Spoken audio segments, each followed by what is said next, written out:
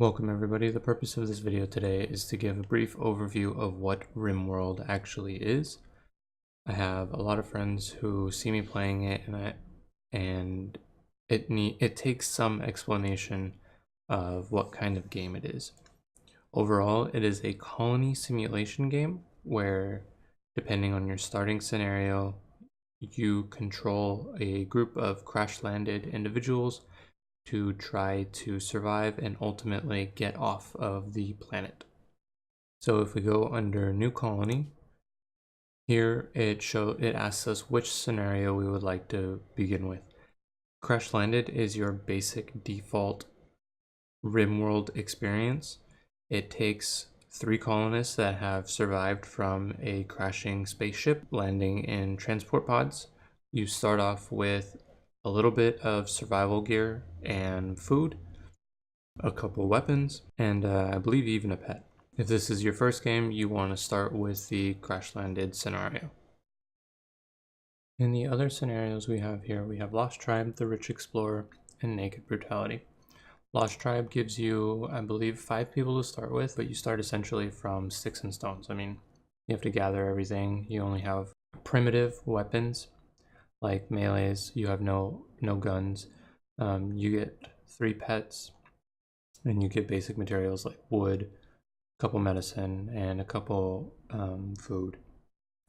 In the Rich Explorer, you have a single colonist, but he has a high value in materials. So he starts with steel, wood, a large amount of silver, which is the in-game currency to purchase things from other colonists or traveling merchants. And then in Naked Brutality, you start off with nothing, just one colonist in the middle of nowhere with nothing, and you have to start from scratch. That's typically the most fun to play. I like it because you can start anything and you can go in any direction you want. So I'm going to select Crash Landed just to give you the overall first impression of the overall game experience. After you select your scenario, you can choose your storyteller. As you can see, there are 3 different storytellers, and they control the world events that happen to your colony. Events can be raids, resource drops, animal attacks, different things that happen during your playthrough. The 3 throw these events at you in different ways. Classic Cassandra will give you an event and then a short period of time afterwards to recover from that event in an ever increasing difficulty based on colony size, resources. Basically, she keeps on par with what your colony can handle. Phoebe Chillax gives you lots of time in between these events, and it gives you more time to recover. You're more spaced out. At higher levels, though, she is as difficult as Classic Cassandra. Randy Random is probably my favorite, and he, in his name, gives you events at any random interval. He has no regard of what your colony size is. He has no regard of your resource management. He doesn't care if he just sent a herd of polar bears to attack you. Now he's going to send 2 colonies to also attack you at the same time. I really like his plays because you never know what's going to happen. After you select your storyteller, you're going to go to next, and then it's going to give you an option to generate your world. You can manage this making different scenarios. I leave it just on default most of the time.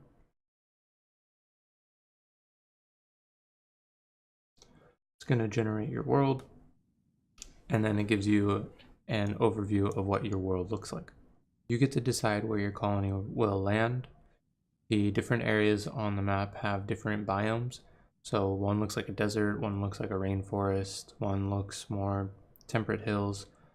You get to choose essentially how difficult of a game you want to play. It's in your hands.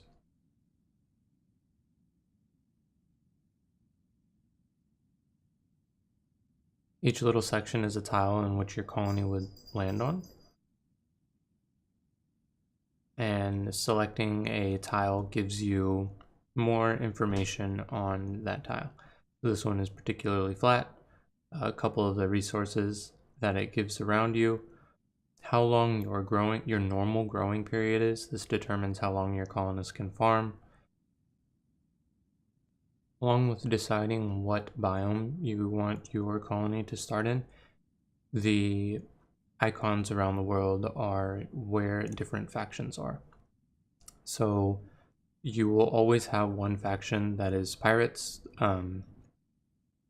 They can't be negotiated with, essentially. So like as the other colonies, you can build up a reputation with them and they become more friendly. With good standing factions, they can give you benefits. They will visit your colony more.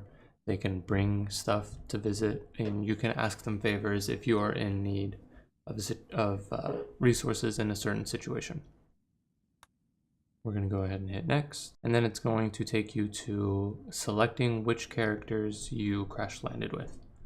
If you happen to choose the rich explorer, you'll only be able to select one, but under this scenario, we can select 3. Every colonist has different skills in which they're good or bad at. You want to have a well-rounded colony group to start out with to make things a little bit easier on your first playthrough. The little flame next to the skill is how efficient they are at learning that particular skill. For example, this colonist will learn melee at 100% efficiency, something compared to mining, whereas she will only learn at a 35% efficiency. That is a big difference. You basically want to have your colonists do only what they're good at or better. There are also these big flames in which they learn at 150% efficiency. That is what you want. That is your main goal, to have them working in that field. Another important thing to notice when you are picking your colonists is what they are incapable of and what their traits are.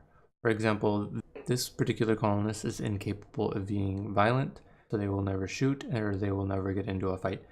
Under traits, she has iron-willed, she's gay, and she is psychically sensitive. And these give your character different attributes.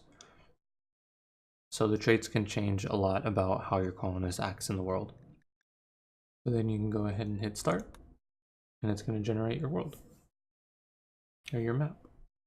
Here we have a colony fresh landed, and I'm going to go over some of the tabs that you see here at the bottom and essentially what you do throughout the game.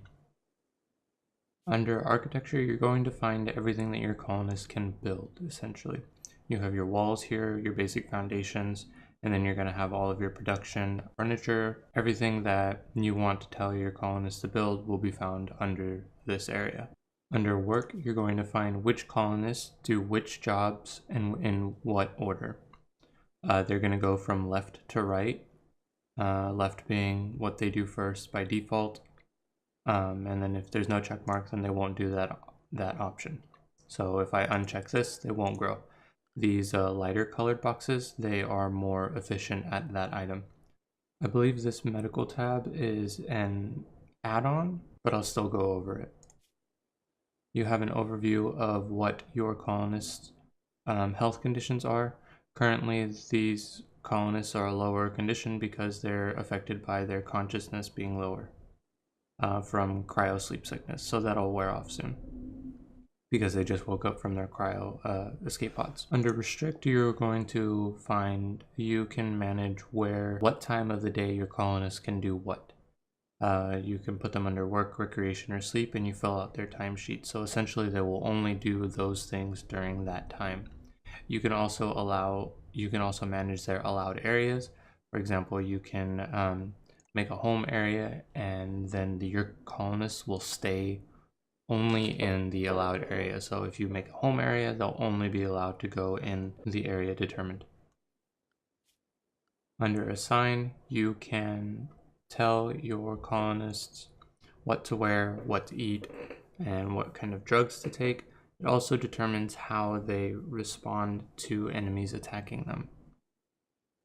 Under animals, you will find the animals that you have tamed, Currently, we only have the dog that we spawned with, and these little X's, you can tame this particular animal. This dog can be trained to do a number of different tasks. It tells you who they are bonded with. They're always bonded. They're usually bonded with the person who has the highest animal handling skill. Under wildlife is just a large list of everything that is on the world with you. Warg here is the predator. This is the scariest thing on the map right now. And you can also click on it and it'll take you to where that animal is on the map. Guests, I believe, is also an add-on, but after you build a couple structures and get some furniture in there, you can start to have enemies, or you could start to have guests come in and stay there, and they will reward you for your hospitality while also increasing your social status with that faction. Throughout the game, one of your colonists can do research and learn how to create new items. By default, your colony starts with a couple already known things like stone cutting and electricity, but as you can see, there's a lot to learn and a lot to unlock. The World tab will take you to an overview of your planet and where you landed and where all the other factions are. This is good for determining if you want to send your colonists to another location. You can determine how long it would take that colonist to get there. For example, to go from here to that colony, there is a total route time of 1.1 days there. So it would take 2.2 days to go there and back. And this is accelerated by the fact that there's a road combining these two. Whereas if you were to send a colonist from your town to, say, somewhere over here, there's no road, so that would take longer. The History tab gives you an overall view of all the events that have happened in your world. There's a total wealth bar, a wealth in creatures, a wealth in items, and a wealth in buildings. As the game progresses, these lines will go up and you can see your overall, how your colony has done overall.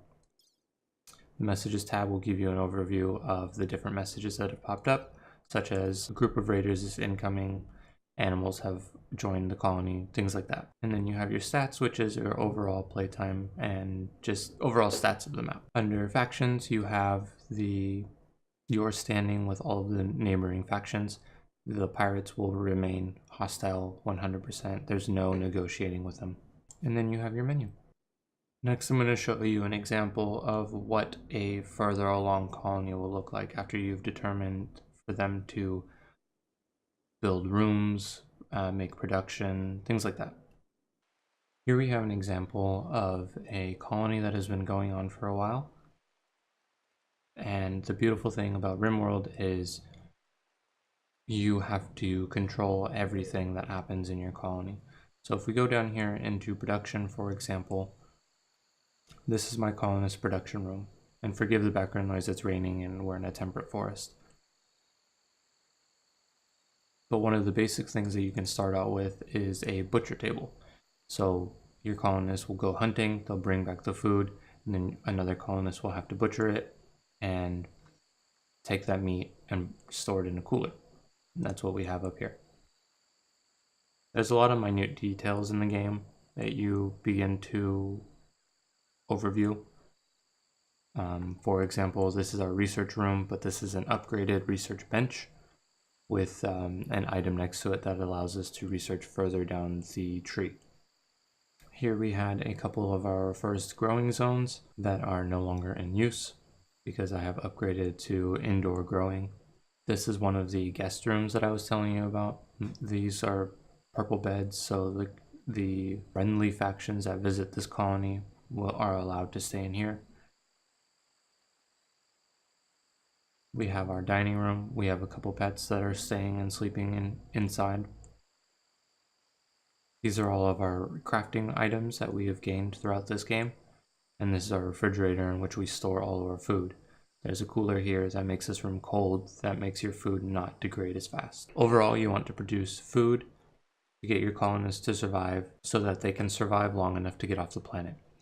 We have some defenses here to prevent enemy factions from getting through and coming and killing everybody. That is to protect them so that until they can research their final ship products. Overall, you want to manage the colony until they can get off of the planet. You want to protect them until they can harvest all of the resources that they need to construct their ship and get off the planet. It takes a large amount of resources that sometimes may be in your little section, sometimes it may not. You may have to trade for some of the items that you need.